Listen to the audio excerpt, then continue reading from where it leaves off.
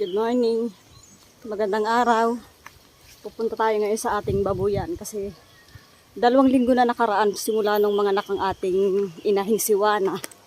Magkakapon kami ngayon idi. Ito na yung ating mga biik. Hello Wana. Mabait yan si Wana. Wana. Mabait yan mga kagala ko si Wana. Sakasanay siya ng hinahaplos-haplos. Ayan yung ating mga biik. Nakakatuwa naman. Ang lulusog naman nila. Saka mahihilig na rin silang maglaro. Nagre-wrestling-wrestlingan na sila. Ayan. Ito may betadine kami dito. Saka yung blade na panghiwa ni Di. Nagliligalig itong isa. Sumingit ka na kasi dyan. Ang arte-arte mo. Hindi talaga maiwasan sa magkakapatid ang may maligalig.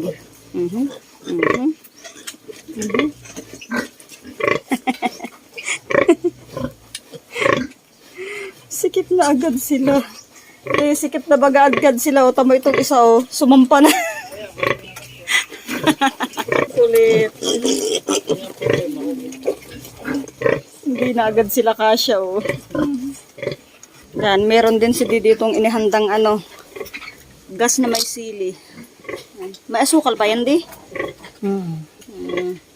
Sabi kasi sa amin ito ni Kuya, kapag sila ay nagkakapo, naghahanda sila ng may gas na may sili na may sugar. Kunting sugar lang naman. Ewan, hindi namin alam kung bakit. Sa mga sanay na magkapo ng baboy, siguro may idea sila kung bakit ganyan. Alam na nila yan. Basta yan ituro lang sa amin. Sinusunod namin, total sila naman yung mas bihasa na kaysa sa amin. Eh di doon tayo may kinig sa mga bihasa na. Huwag yung pachamba-chamba.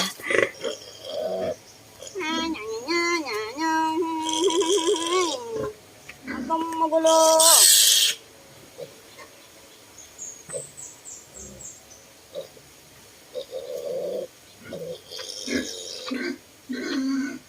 Unang biik.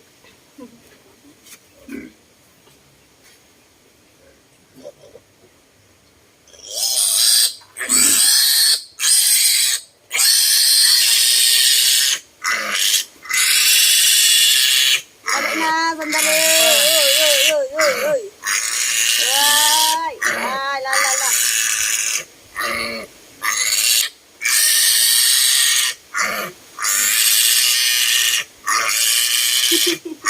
Oh. Wait lang. Yung paborito ni Janice. Janice, yung sa'yo, oh. Kakapunin natin. Ang babait naman eh. Yung iba kasi mga baboy kapag hawak pa lang ng ganito talaga nagwawala na. Ito nagwawala lang kapag hinihiwaan na. Ano nga? Ha? Mars, ito na yung paborito mo. Kakapunin na natin. Lalaki pala yung nagustuhan mo. Aba,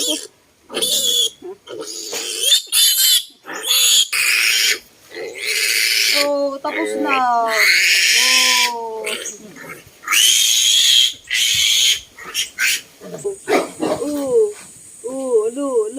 Lo.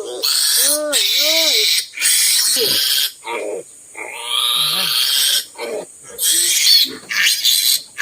Wait lang. Ay. Okay. Ayan na. Tapos na. Sige na. Dapat lang yata. Okay, tapos na kami. 4 lang pala siya, kala ni Di 6. 4 lang pala yung aming kinapon. Yan. Lahat babae na siya. Ito babae din. Kaya 4 lang sila. Napakabait naman talaga ni Wana. Kasi hindi man lang siya nagalit nung aming kinakapon ang kanyang mga anak. Talaga wala kami diyang masabi kay Wana. Bait talaga niya. Ano Wana? Wana, hindi man lang siya nagwala. At bago ko nga pala makalimutan, isa-shoutout muna natin yung nagpapa-shoutout sa atin dyan sa Barangay JRS sa Sniper. Hello sa inyo. Shoutout kay Doy Tejada at kay Kuya Gali. Ayan, mga kagala. Kapag minsan ay napasinsay kayo dyan sa may Barangay JRS at magkaroon ng aberya ang inyong mga sasakyan or motor, daan lang kayo dyan sa may Barangay JRS sa Sniper at mga mabubuti mga tao din at mga manggagawa sa Sniper. Ayan, maraming salamat sa inyo. Hello sa inyo. Ingat kayo lagi. Yun lang may bahagi ko sa inyo ngayong araw na ito para sa aking vlog-vlogan. Thank you so much mga kagala ko. Ingat kayo palagi. See you on my next vlog. Bye!